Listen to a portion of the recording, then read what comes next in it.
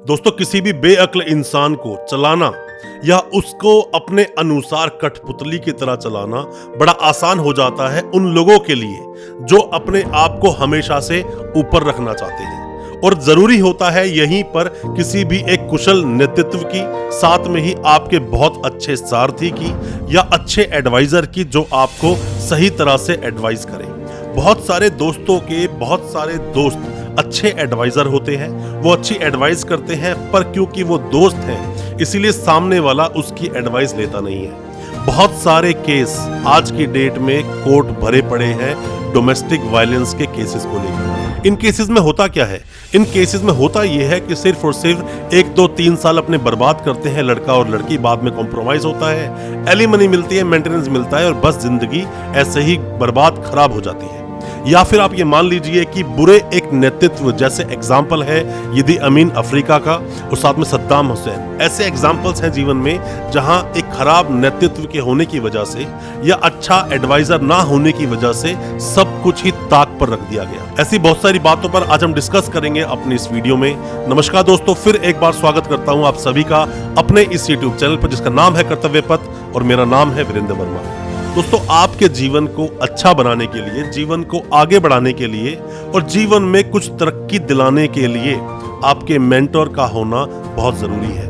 आपके जीवन में आपका एक गुरु या आपको सही तरीके से गाइड करने वाला इंसान वही आपके जीवन का सारथी होता है जो आपके जीवन को चलाता है। ऐसे बहुत सारे लोग मूर्ख भी होते हैं, बेवकूफ भी होते हैं जो गलत नेतृत्व में अपना जीवन व्यतीत करते हैं। उनको हमेशा ही गलत एडवाइस मिलती है। वो गलत एडवाइस आपके पेरेंट्स भी कभी कभी दे सकते हैं।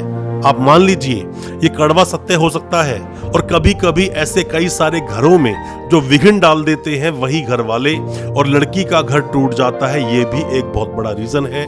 बड़े बड़े साम्राज्य बर्बाद हो गए सिर्फ एक गलत एडवाइस को लेकर चलते हुए। अपने देश में, अपने हिंदुस्तान में नेशनल सिक्योरिटी के लिए जो अजीत डोभाल को जो बनाया हुआ है उनका हेड, वो क्यों बनाया है? क्योंकि उन्हें एक्सपीरियंस है। वो अलग अलग कंट्रीज में जाकर ऑपरेशंस पे उन्होंने काम किया है।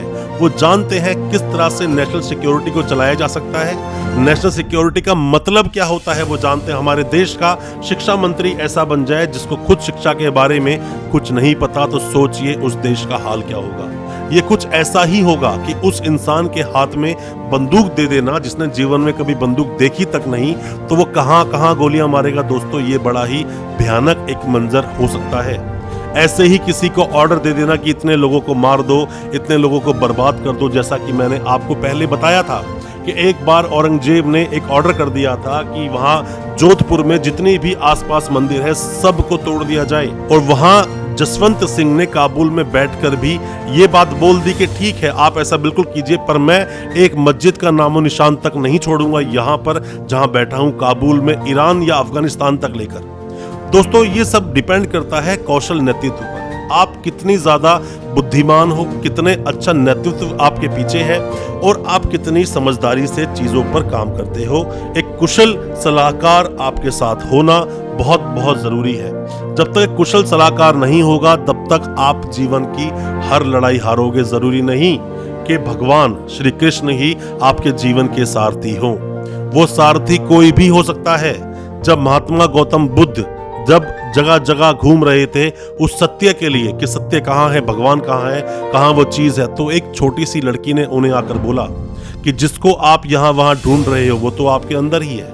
तो दोस्तों, जरूरी नहीं जिन चीजों को आप जगह जगह ढूंढोगे वो चीजें ढूंढने से आपको मिल ही जाए। हो सकता है खुद आपको उस चीज पर काम करना पड़ जाए। आप सभी को मैं एक एडवाइस देना चाहूंगा। आप में से जो भी कोई इंसान परेशान रहता है, सोचता है बहुत ज्यादा और उसको अपना वो टारगेट क्लियर नहीं हो रहा, उसे करना क्या है? क्योंकि आप अगर इंसान बने हो तो कोई ना कोई बड़ा ऐसा कार्य जरूर रहा होगा जिसके लिए आपको भेजा गया। आप सुबह ध्यान लगाना शुरू कीजिए। ध्यान लगाओगे, ध्यान की शक्ति बहुत बड़ी शक्ति होती है। दोस्तों, जितने भी बड़े महापुरुष रहे हैं या जितने भी आज की डेट में भी महान पुरुष हैं, वो सभी ध्यान लगाते हैं। ध्यान लगाना बहुत जरूरी है। ध्यान आप किसी भी उस शक्ति का लगा सकते हैं, किसी भी अपने ईस्ट का लगा सकते हैं, किसी भी अंधकार का लगा सकते हैं, एक ओंकार का लगा सकते हैं। ध्यान जरूर लगाइए। ध्यान लगाने से आपके सोचने समझने की शक्ति बढ़ेगी। और सोचने समझने की जब शक्ति बढ़ती है, इंसान बुद्धिमान बनता है। दोस्तों, पढ़ाई लिखाई से बुद्धिमानी नहीं आती, बुद्धिमानी आती है बुद्धिमान जैसे कार्य करने से, बुद्धिमान डिसीजन लेने से। जब तक आप बुद्धिमान अपने आप को नहीं बनाएंगे, तब तक जीवन की हर लड़ाई को आप हारेंगे। दोस्तों, जैसा कि अपनी हर वीडियो में मैं कोई ना कोई मैसेज देने की कोशिश करता हूं और एक एग्जाम्पल से देने की कोशिश करता हूं, तो आपके जीवन में जैसा मैंने बताया कि एक अच्छा मेंटर होना बहुत जरूरी है, अच्छा सारथी होना बहुत जरूरी है। जब युद्ध हुआ महाभारत का, उस वक्त सारथी का बहुत बड़ा रोल था दोस्तों। उन सारथियों में से श्री कृष्ण जो सारथी बने अर्जुन के, और वहीं दूसरी ओर शल्य सारथी बने कर्ण के। दोनों में जब युद्ध हुआ, जब युद्ध चल रहा था, कई बार ऐसा होता है कि हम अपने उस मेंटोर की या जिसकी हमें सलाह लेनी चाहिए, सलाहकार की सलाह जब हम नहीं मानते हैं तो हमें मुंह की खानी पड़ती है। दोस्तों, जब कर्ण ने सर्प मुख बाण जब चलाने की कोशिश की, जब चलाने के लिए अपना बाण अपने धनुष पर लगाया, तो तभी कर्ण से शल्य ने कहा कि कर्ण, अपने बाण को सही तरह से साधो, अपने निशाने को देखो, आप कहां बाण चला रहे हो। पर कर्ण ने उनकी बात नहीं सुनी, उन्होंने तीर चला दिया। शल्य हो सकता है कि पहले भांप चुके थे कि क्या होने वाला है या क्या अभी अगली इनकी रणनीति होने वाली है। पहले के जो सारथी होते, शल्य एक बहुत बड़ा सारथी था दोस्तों, और जो पहले के जो सारथी हुआ करते थे वो युद्ध को पूर्ण रूप से जानते थे। जैसे ही सर्प मुख बाण चलाया कर्ण ने, वो बाण चलते ही वो एक बाण अर्जुन को मार सकता था आसानी से। उतने में ही श्री कृष्ण उस रथ को थोड़ा नीचे कर देते हैं और जो बाण होता है वो चूक जाता है।